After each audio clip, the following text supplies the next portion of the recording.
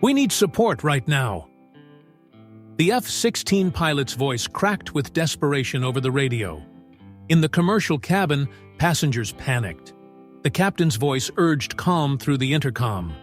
A small woman stood up, gripping a faded silver badge tightly in her hand. Mocking laughter filled the air. "You're just a passenger. What do you think you can do?" Seconds later, the sky exploded with sound. The roar of an A-10 Warthog answered the desperate call for help.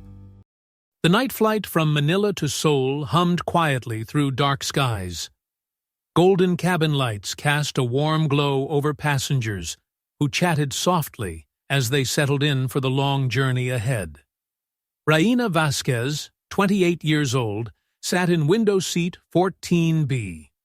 Her long brown hair was tied low at the base of her neck. Her fair skin and slender frame made her appear almost fragile. She wore a navy jacket over a gray t-shirt, faded jeans, and worn white sneakers that had clearly seen better days. She clutched an old, worn leather bag in her lap.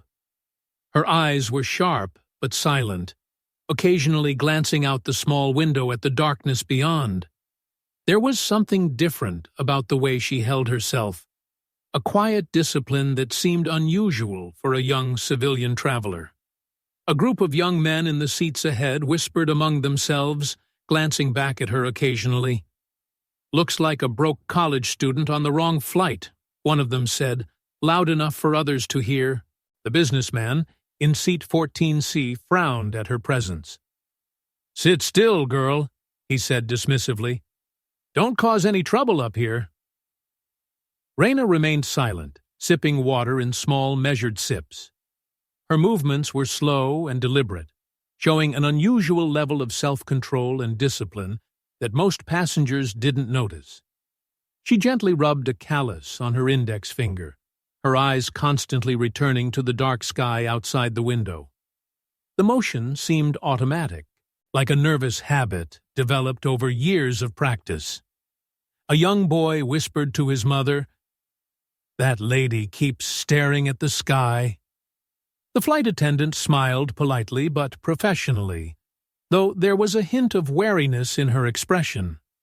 Something about Reina seemed different, though she couldn't quite identify what made her feel cautious. When Reina opened her bag to retrieve something, a flash of silver caught the light. It was a metal badge, worn and faded, with barely legible words, "Silent Hawk, Kraken Unit." An elderly man in seat 15D, who carried himself with military bearing, jerked in recognition when he saw the badge. He muttered under his breath, "Kraken. That's impossible. They were all lost." Reina quickly closed her bag, but her eyes continued scanning the darkness outside. She seemed to be listening for signals that no one else could hear, tracking something invisible in the night sky. The elderly veteran studied her more carefully, noting details that others missed. The way she held her shoulders, the alertness in her posture despite her apparent relaxation, the calloused hands that spoke of equipment operation rather than office work. Other passengers continued their quiet conversations, unaware that someone among them carried secrets that could change everything in the right circumstances. To them, she was just another young woman traveling alone, probably a student or entry-level worker heading to a new job. But the old soldier recognized something in her bearing that others couldn't see. The stillness of someone trained for combat. The awareness of someone who had spent years scanning skies for threats and opportunities. Reina continued her silent vigil at the window, occasionally touching the badge hidden in her bag.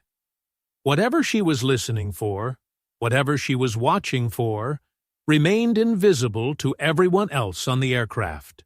The flight continued peacefully through the night, with passengers settling into sleep or quiet entertainment.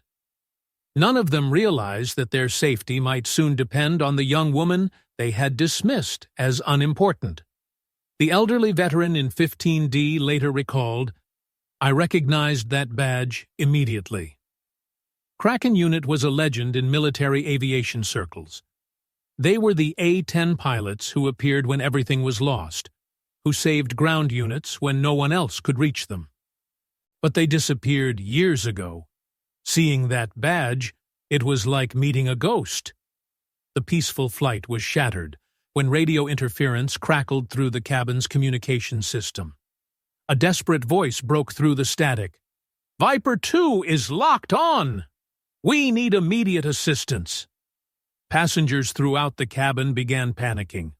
Some started crying, others began praying, and many reached for their phones despite being at cruising altitude. The calm atmosphere of the international flight dissolved into chaos and fear. The captain's voice came over the intercom, trying to maintain order. "Ladies and gentlemen, this appears to be a military communication issue. It does not concern our civilian aircraft. Please remain calm and stay in your seats." But Reina's demeanor changed completely. She sat up straighter, her eyes sharpening with focus. Every muscle in her body seemed to coil with tension, like a predator recognizing the call to action. She stood up from her seat, moving with sudden purpose toward the front of the aircraft. Her previous quiet passivity had transformed into something entirely different. The businessman in 14C grabbed her arm roughly, his voice harsh with authority. "Sit down right now. This isn't some action movie. You're just a passenger." Several other passengers joined in, mocking her movement toward the cockpit. "That's right," someone called out. "What do you think you can actually do to help?" Reina didn't respond to their taunts. She simply pulled her arm free and continued forward, her expression cold and determined. The silver badge remained hidden in her bag, but her entire posture had shifted into something military and professional. The radio crackled again with increasing desperation. "We're losing hydraulics. Maybe 3 minutes of flight time remaining." The urgency in the pilot's voice made the cabin atmosphere even more tense and frightening. A flight attendant approached Reina with professional concern. "Ma'am, please cooperate with us. Don't create additional disruption during this emergency situation." Reina quietly returned to her seat, but she opened her bag and revealed additional metal pieces with coordinates engraved on them. The contents suggested military navigation equipment rather than civilian travel accessories. The elderly veteran in 15D leaned forward and spoke quietly. "One rainy night in Iraq, my unit was saved by an A-10 with the call sign Silent Hawk. I never forgot that sound, or what it meant to hear rescue coming." The passenger next to him looked at Reina with growing recognition, swallowing hard as he began to understand that something unusual was happening. A young girl spoke softly to her mother. Her eyes looked like the pilots on TV, sharp and focused. The radio transmission continued with increasing urgency. "Viper 1 has 2 minutes of fuel remaining. Request immediate support." The businessman in 14C laughed mockingly, displaying his assumed superiority. This is military business. What could she possibly know about any of this? But Reina lifted her head and looked directly at him. She didn't speak, but her gaze was sharp enough to make several passengers uncomfortable. There was something in her eyes that suggested she knew far more than anyone had realized. The flight attendant, who had asked her to remain seated, began studying Reina more carefully. Something about her posture, her movements, the way she held herself under pressure, suggested training that went far beyond civilian experience. More passengers began noticing details they had missed before. The calloused hands, the way she automatically scanned the cabin for exits and potential threats, the military precision in her movements despite her casual clothing. The radio interference grew stronger, with fragments of tactical communication bleeding through. "Enemy aircraft closing from the east. We need cover now. Anyone available to assist? Reina's jaw tightened as she listened to the desperate calls for help.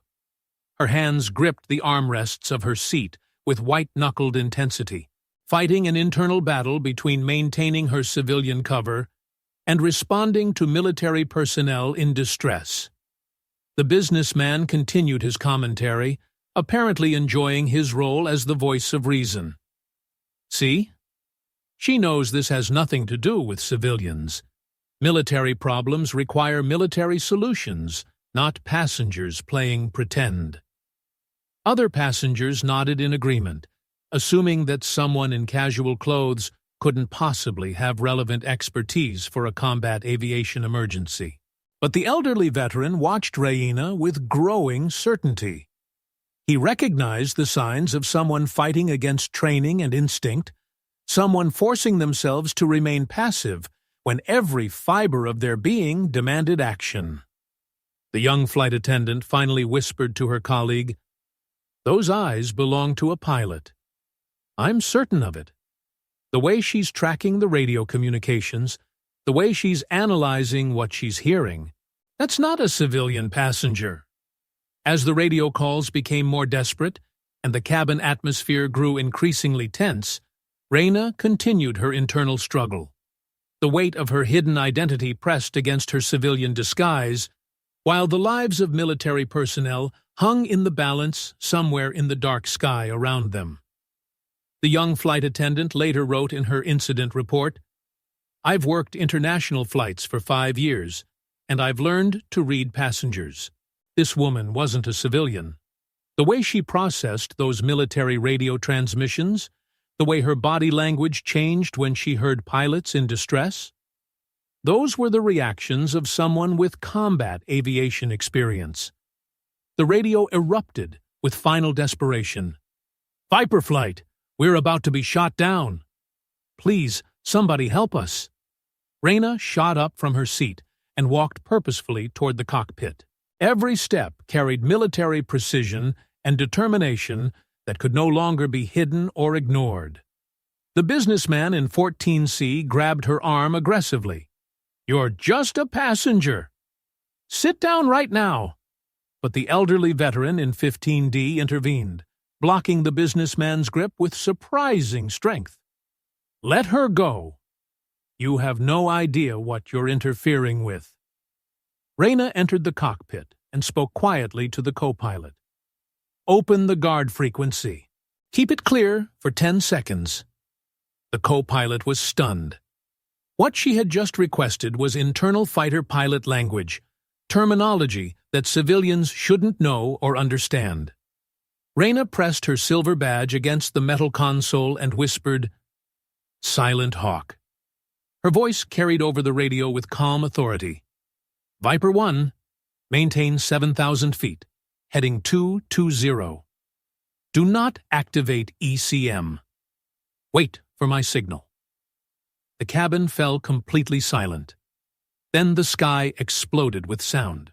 An A-10 Warthog emerged from the cloud cover, its massive straight wings and heavy weapons visible even in the darkness. Navigation lights blinked in patterns that seemed almost like communication signals. The distinctive sound of the GAU-8 Avenger cannon tore through the night. Brrrt! The 7-barrel rotary cannon fired with devastating effect, eliminating enemy targets in seconds. Radio confirmation came immediately. Threat neutralized. All hostiles destroyed. The F-16 pilots responded with overwhelming relief and amazement. Who was that? Who just saved our lives? The cold female voice replied, "Silent Hawk. Kraken Unit."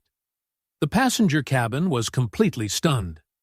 The businessman who had been mocking Reina now trembled, releasing his grip, his face pale with shock and embarrassment. Passengers stared at Reina in absolute silence, trying to process what they had just witnessed. The young woman they had dismissed as unimportant had just coordinated a military rescue operation. The co-pilot swallowed hard, realizing he had been in the presence of a living legend. Kraken Unit pilots were mythical figures in military aviation, stories that most people assumed were exaggerated or fictional. A second wave of enemy aircraft appeared on radar, prompting Reina to issue additional commands. Maintain bearing 210. I'm covering from above. The A-10 dove into attack position, its cannon firing again. Brrrt! The remaining threats vanished from radar screens as quickly as they had appeared. Passengers throughout the cabin began crying with relief. The immediate danger had passed, but the emotional impact of what they had witnessed was overwhelming. The elderly veteran in 15D had tears in his eyes. She's kept the sky safe once again, just like 30 years ago when she saved my unit. A flight attendant began documenting the incident, noting that passenger 14C had interfered with emergency response procedures during a critical military situation. One passenger commented sarcastically to the businessman, "You were pretty loud and confident a few minutes ago." The man sat in humiliated silence, unable to meet anyone's eyes. The radio crackled with final confirmation. All clear. Viper flight is safe and returning to base, thanks to whoever coordinated that rescue. Reina's response was characteristically brief. Silent hawk returning to silent running. She walked back to her seat with the same calm dignity she had maintained throughout the flight. No celebration, no acknowledgement of the extraordinary thing she had just accomplished. The businessman in 14C sat frozen in his seat, overwhelmed by the realization of how badly he had misjudged the situation. His attempts to prevent Reina from acting could have cost military pilots their lives. Other passengers looked at her with a mixture of awe and shame. They had dismissed her based on her appearance and age, never imagining that she possessed the skills and authority to coordinate complex military operations. The flight attendant, who had initially been suspicious of Reina, approached with genuine respect. "Ma'am, I apologize for not recognizing who you were earlier." Reina's response was gracious. "You did your job properly. There was no way for you to know." The elderly veteran wanted to thank her personally, but he understood that acknowledging her identity publicly might compromise operational security that was more important than personal gratitude. As the aircraft continued toward Seoul, the cabin atmosphere had completely transformed.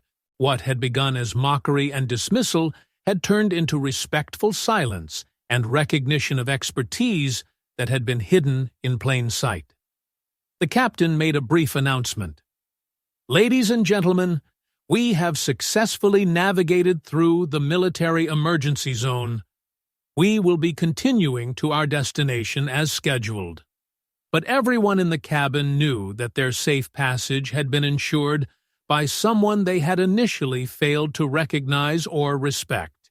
Reina returned to her quiet observation of the sky outside her window, once again appearing to be just another passenger. But now the other travelers understood that appearances could be deceiving, and that expertise might be found in the most unexpected places. The radio fell silent, and the A-10 Warthog disappeared back into the darkness from which it had emerged.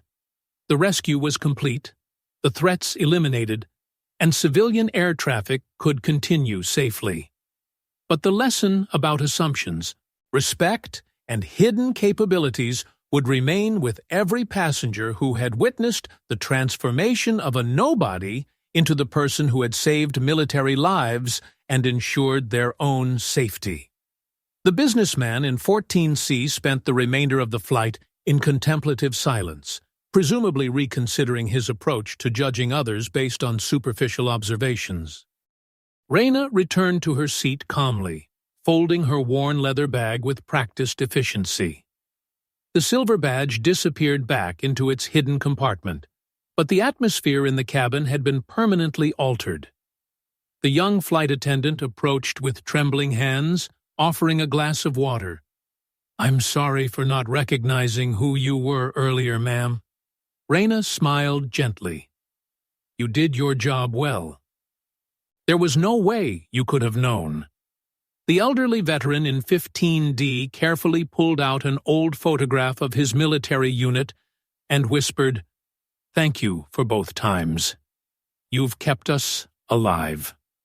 Reina looked at the photo for a long moment, then returned it with both hands in a gesture of respect that acknowledged their shared military service. The businessman who had mocked her sat motionless, unable to lift his head. The weight of his misjudgment and interference with a life-saving operation had left him speechless with shame.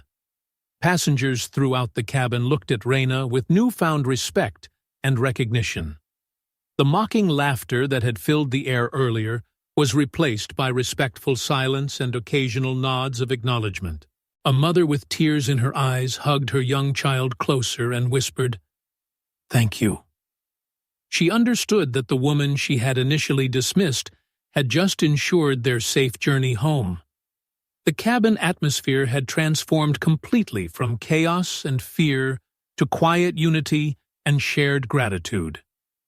Passengers who had been strangers now felt connected by the extraordinary experience they had witnessed together. The captain's announcement carried a subtle note of pride. "Ladies and gentlemen, we have successfully cleared the danger zone and are proceeding to our destination."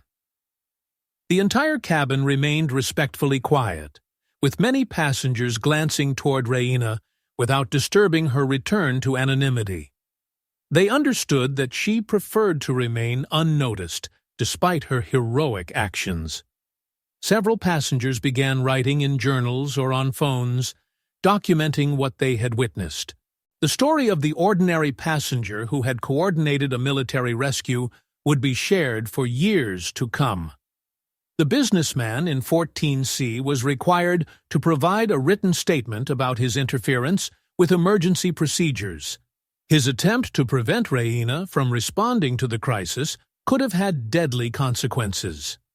Children on the flight looked at Reina with wide-eyed wonder, understanding that heroes could look like anyone and might be sitting in the seat next to them. The flight crew began treating all passengers with increased attention and respect, recognizing that they might not always be able to identify who among their passengers possessed special skills or expertise. Reina resumed her quiet observation of the night sky, appearing once again to be just another young woman traveling alone. But every person in the cabin now understood that appearances could be profoundly deceiving. The transformation wasn't just about recognizing Reina's hidden identity. It was about understanding that competence, expertise, and heroism might be found in the most unexpected places and among the most unlikely people.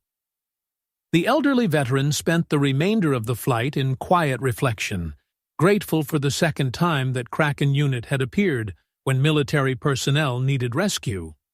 Some legends, he realized, were still walking among them.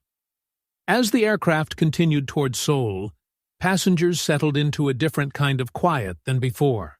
It was no longer the casual indifference of strangers sharing transportation, but the respectful silence of people who had witnessed something extraordinary and life-changing.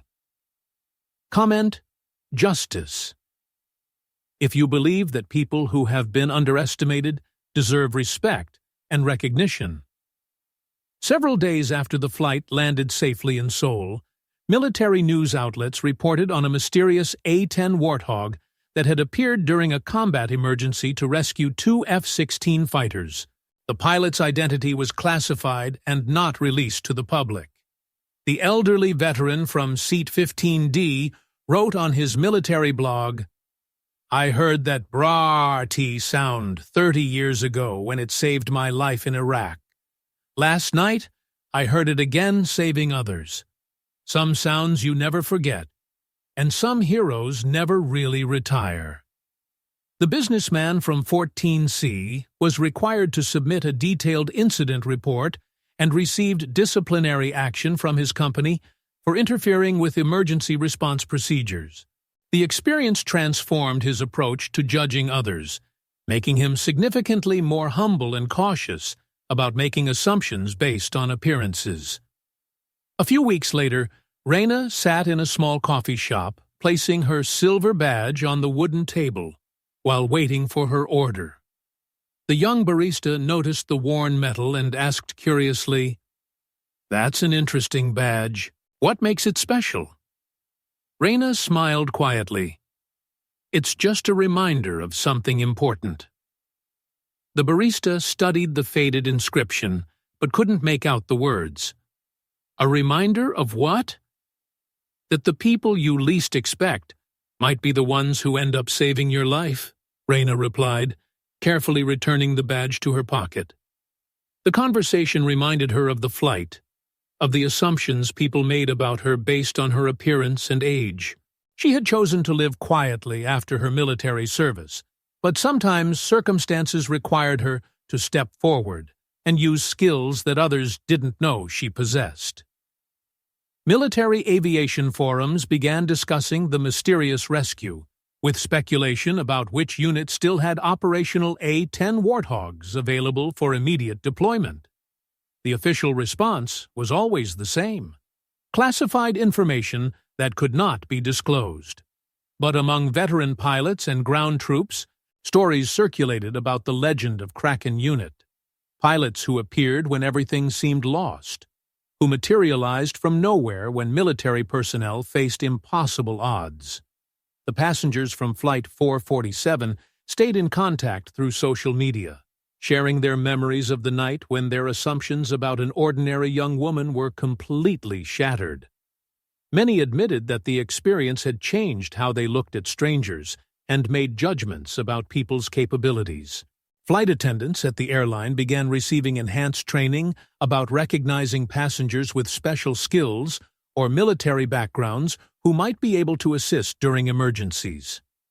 Reina's story became a case study in not making assumptions about passenger qualifications based on appearance alone.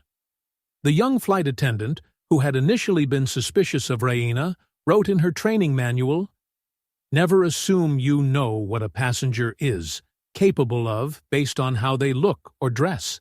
The person who saves everyone's life might be sitting in economy class, wearing jeans and sneakers."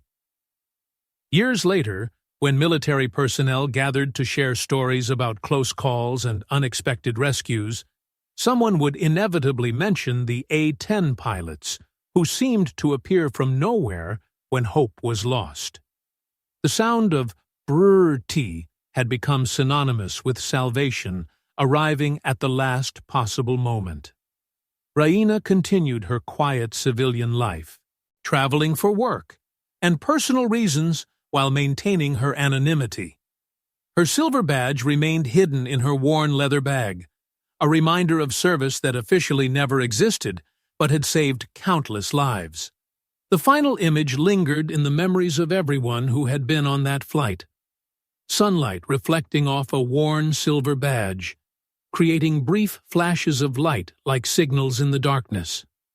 A reminder that heroes often choose silence over recognition, service over celebrity. The silence of those who have been underestimated can be the strongest armor, protecting entire skies for everyone beneath them. Never judge someone's worth by their appearance. The person sitting next to you might be the one who saves your life. If you believe in stories that touch the heart like this one, leave a comment. And don't forget to subscribe to SN Quiet Stories. We tell the stories that shouldn't be forgotten. Real people are creating and telling stories, not mass-produced AI.